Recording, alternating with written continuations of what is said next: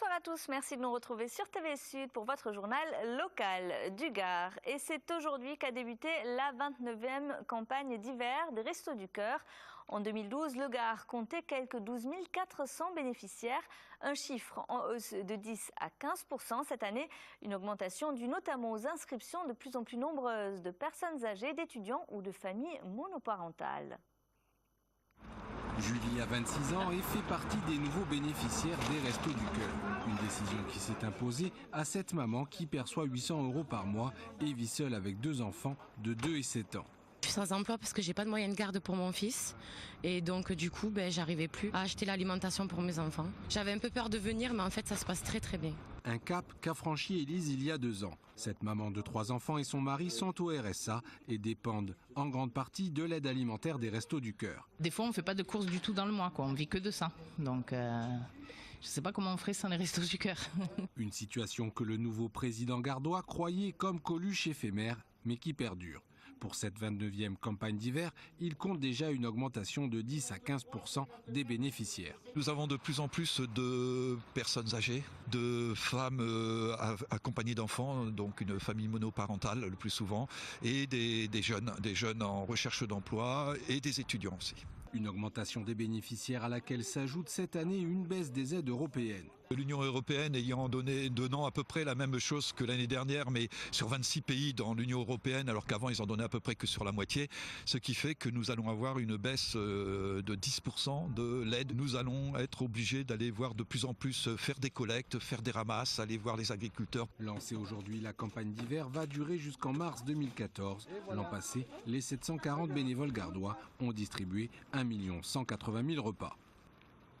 Et à noter que la grande collecte annuelle de la Banque alimentaire, elle se déroule vendredi et samedi prochain dans les super et hypermarchés partenaires.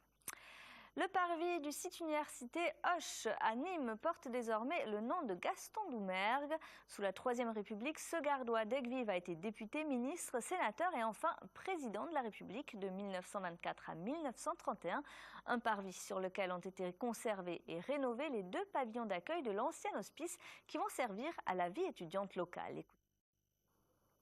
Et autour de la jeunesse aussi, par ces 2 pavillons, un qui sera destiné au service jeunesse en lui-même à l'horloge, avec des permanences de partenaires associatifs et institutionnels dans l'emploi, dans le domaine social, dans la santé, mais aussi dans le domaine culturel, et un autre pavillon qui sera destiné aux associations étudiantes qui pourront assurer des permanences là aussi, se faire connaître leurs actions, parce que lorsqu'on est étudiant et qu'on a des responsabilités associatives, c'est pas forcément simple. Et on termine ce journal avec le rendez-vous incontournable des amoureux du flamenco. Parmi les artistes très attendus à l'affiche de l'édition 2014 du Festival de Nîmes, Israël Galvan, Rocio Molina ou encore Andrés Marín. Les détails de la programmation, Christophe Ché. À cheval entre les racines de la tradition et une nécessaire évolution, l'art flamenco enflammera les planches du théâtre de Nîmes à l'occasion de la 24e édition du festival proposée du 7 au 18 janvier. Un cycle qui se déroulera sur 4 sites différents et qui verra les étoiles de la discipline côtoyer d'autres artistes s'inscrivant dans une affirmation culturelle des différents courants d'expression artistique. Garder les racines mais d'ouvrir sur la modernité et les gens qui créent et qui font bouger les choses, je suis pas dépoussière parce que le flamenco a ses racines et les gardera, ça c'est une évidence, mais qui invente et tout en étant très flamenco et surtout ne se réclamant pas d'autre chose, mais en étant surtout flamenco. Israël Galvan, quand on lui pose la question, il dit « je suis danseur flamenco ».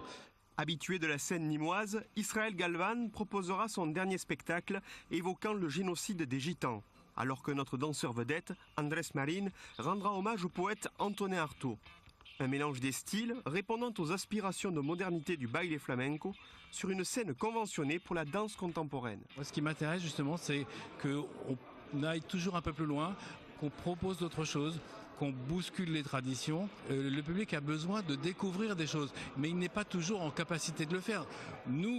Moi je suis en capacité de découvrir des choses et donc par là même de les faire découvrir. Une découverte qui passera également pour le spectacle Afectos de Rocio Molina, qui établira résidence à Nîmes pendant une semaine afin de travailler une création, Impulso, qui sera étraînée lors de la prochaine Biennale de la danse à Lyon et que les Nîmois découvriront en janvier 2015.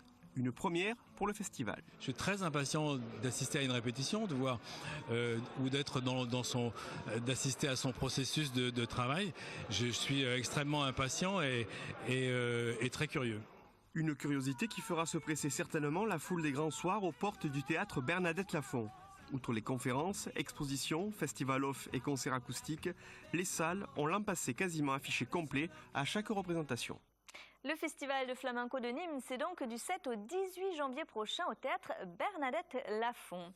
C'est la fin de ce journal, merci de l'avoir suivi. Passez une excellente soirée sur TV Sud.